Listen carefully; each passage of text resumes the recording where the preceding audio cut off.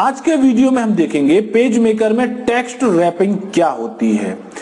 इस कमांड का प्रयोग किसी ऑब्जेक्ट के चारों ओर टेक्स्ट को स्थित करने के लिए किया जाता है।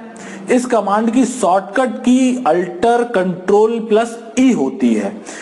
किसी ड्राइंग अथवा इमेज ऑब्जेक्ट को सिलेक्ट करके इस कमांड का प्रयोग करने पर मॉनिटर स्क्रीन पर चित्र की भांति, जैसा कि आप चित्र में देख सकते हैं, प्रदर्शित होने वाला टेक्स्ट रैप का डायलॉग बॉक्स प्रदर्शित होता है।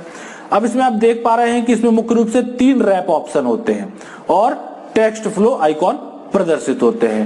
ठीक है, इसके बाद बात करेंगे कि पहले रैप ऑप्शन आइकॉन को सिलेक्ट करने पर टेक्स्ट इमेज के ऊपर अथवा नीचे प्रदर्शित होता है। दूसरे रैप ऑप्शन आइकॉन को सिलेक्ट करके टेक्स्ट को इमेज के चारों ओर प्रभावित किया जा सकता है और इस रैप ऑप्शन को सिलेक्ट करने पर तीनों टेक्स्ट फ्लो आइकॉन सक्रिय हो जाते हैं। इनमें से पहले टेक्स्ट फ्लो आइकॉन को सिलेक्ट करने पर टेक्स्ट केवल इमेज के ऊपर ही प्रदर्शित होता है, इमेज के नीचे का टेक्स्ट प्रदर्शित नहीं होता है। यदि इस स्टोरी का टेक्स्ट अगले पेज पर भी स्थित है तो यह अगले पेज पर चला जाता है। दूसरे टेक्स्ट फ्लो आइकॉन को सिलेक्ट करने पर टेक्स्ट इमेज के ऊपर तथा नीचे ही प्रदर्शित होता है, जबकि तीसरे टेक्स्ट फ्लो आइकॉन को सिलेक्ट करने पर टेक्स्ट इमेज के चारों तरफ प्रदर्शित होने लगता है। इमेज और टेक्स्ट के मध्य की दूरी को स्टैंड ऑफ इन इंच के नीचे स्थित चारों टेक्स्ट बॉक्सेस में प्रदर्शित या उससे निर्धारित किया जा सकता है।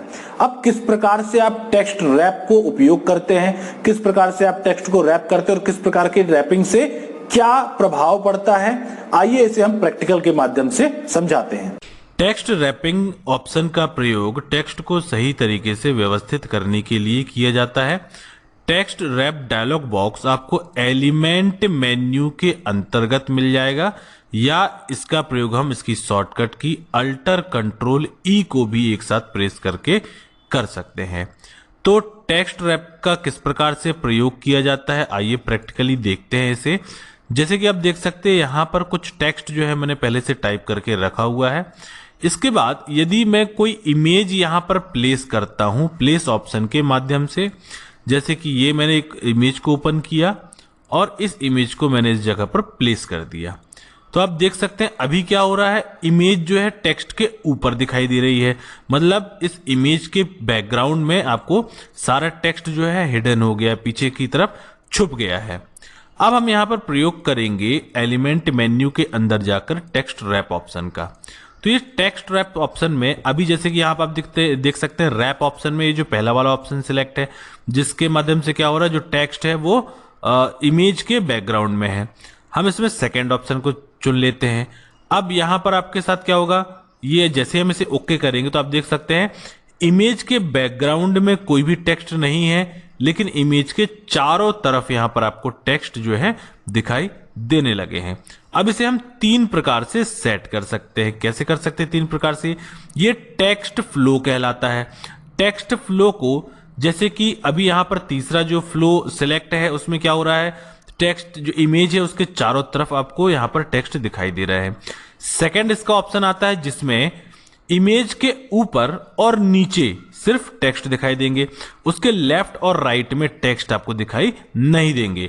यदि आप चाहते हैं कि आपने कुछ टेक्स्ट लिखा हुआ है और उसमें आप यदि कोई इमेज लगाते हैं और आप उस टेक्स्ट को अरेंज करना चाहते हैं इमेज के ऊपर और नीचे, आप चाहते हैं कि उसके लेफ्ट और राइट में जो टेक्स्ट है वो दिखाई ना दे, तो इसके लिए आप टेक्स्ट रैपिंग ऑप्शन में जाके यहां पर टेक्स्ट फ्लो में सेकंड ऑप्शन को सिलेक्ट कर सकते हैं। इसके अलावा एक और टेक्स्ट फ्लो होता है जिसमें आप क्लिक करेंगे, ओके करेंगे तो क्या होगा, केवल इमेज के ऊपर के हिस्से में ही टेक्स्ट दिखाई देगा।